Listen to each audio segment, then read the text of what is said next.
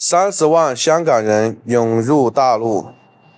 到底是来干嘛的呢？我现在是在湖北武汉的一个轮渡这里，大家可以看一下，密密麻麻的全部都是人，一眼望不到头，里面全部都是过来坐船的。这个船呢，只要1.3块的票价。我现在在武汉的街头啊，最近你们知道吗？有很多的香港人疯狂的涌入到大陆来，他们分别到了大陆的深圳、上海、武汉、重庆、成都、北京，还有那个哈尔滨等城市。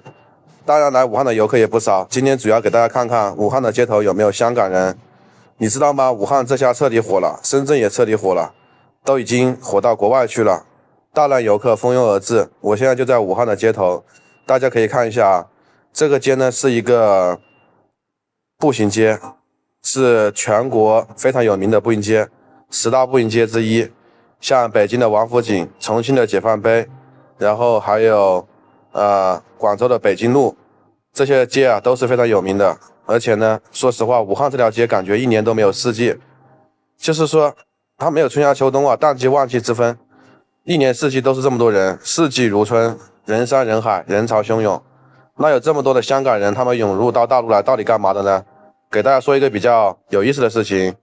你知道吗？现在随着电商的兴起就是香港那边的一个购物天堂好像没有优势了，因为大家可以在网上一样可以买到香港的一些东西。以前呢，大陆人疯狂涌入到香港，就是为了买免税的或一些东西。然后呢，现在呢反向过来了，因为在香港那边收入确实很高，但物价贵他们就反向的跑到像武汉深圳北京重庆成都这些地方，还有上海然后来这边来呢，主要是干嘛呢？比如说像街边的这些地方呢，有奶茶店、面包店、糕点店，什么都有。然后呢，他们这边来疯狂消费，疯狂来旅游，然后来武汉呢看看长江大桥，看一看英雄的城市、英雄的人民。说实话，这边的建筑真的不输北上广深。武汉200米以上的高楼完全已经超过了上海那边。上海和东京都是亚洲非常大的2座超级大都市，但武汉呢也非常大，也非常的好玩这次呢就是给大家看一看现场的一些情况。然后这边呢是一家卖衣服的店铺，马路上呢人山人海，游人如织，人潮汹涌看到没有大量香港人真的是反向消费了。以前呢都是大陆人呢去香港购物，但随着这2年的一个发展互联网电商发展起来，香港的优势好像不复存在了。然后呢，很多香港人就疯狂的反向了，很多深圳的河的那边的人香港河那边的人就是也罗湖口岸，然后在那边呢就是感叹以前呢都是大陆人疯狂涌入香港，现在都是香港人疯狂涌入大陆。因为在香港那边薪水很高在大陆的消费低所以他们就疯狂涌入然后大家可以看一下这街头的人真的是人山人海。怎么分辨出哪些是香港人呢？哪些是大陆人呢？首先第一点，通过他们的一个说话，他们会有就是那种粤语再加了一个风格。你看这边都是那种英式的建筑因为曾经这里是租界，你看这边有很多的一些房子建筑都非常的漂亮复古。他们的消费风格都是拿的现金的，就是香港人会用现金，他们也扫码支付，就是说用的不太习惯。然后你看武汉的路标这边都是非常的明显的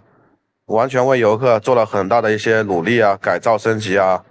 看到没有？这马路上大家都在有序的等红绿灯。这边的路上的车呢也是在有礼貌的礼让行人。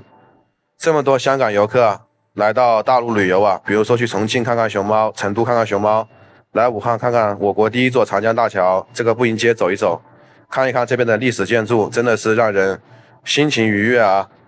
然后呢，这边还有很多糕点还有奶茶，在香港那边很贵，一般在香港那边都要翻3到5倍，但在大陆这边呢就便宜一点，所以他们更愿意到这边来，更愿意来生活，更愿意来享受生活，更愿意来消费，对不对？当然呢，还是有很多人愿意去香港那边然后毕竟那边有很多像香港电影里面那些街头铜锣湾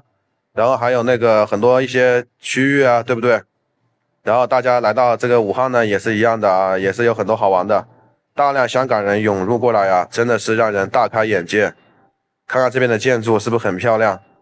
好了，本期视频呢就跟大家分享到这里大家有机会的话亲自来武汉看一看，深圳看一看，重庆看一看，北京天安门广场看一看。好了，这期视频就到这里，喜欢我的视频记得点赞，这前面的人更多了，这是一个大的那个中间的一个广场啊，上面有个 3D 的巨幕屏幕，吸引了好多人过来驻足观看。